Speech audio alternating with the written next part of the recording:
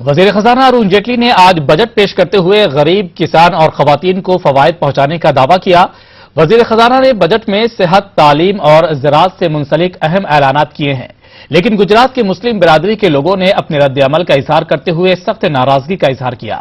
اس سلسلے میں آل انڈیا ملی کونسل کے گجرات یونٹ صدر مفتی رضوان تاراپوری نے کہا ہے کہ مرکز کی بی جے پی حکومت مسلم خواتین کو انصاف دلوانے کے لیے 3 طلاق پر بل بنانا چاہتی ہے، لیکن بجٹ میں کسی بھی طریقے کے پیکج کا اعلان نہیں کرتی۔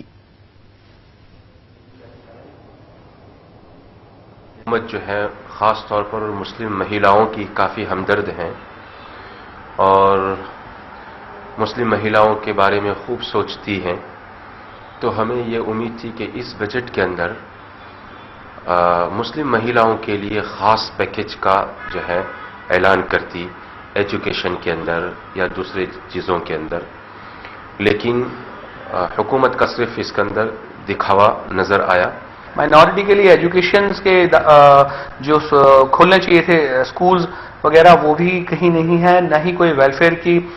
کوئی کمیونٹی سینٹرز اور وہ بھی نہیں ہے۔ سرکار کی سے جو امیدیں تھیں لوگوں کو، وہ تو بیچارے مطلب وہ ہوئے ہی ہیں نا امید۔ اس کے علاوہ عام آدمی جو عام مسلمان بھی جو عام آدمی بھی ہے، اس کے نزدیک اگر آپ دیکھیں تو وہ ان کو جو کچھ حاصل ہونا چاہیے تھا ویسا بالکل بھی نہیں ہوا ہے۔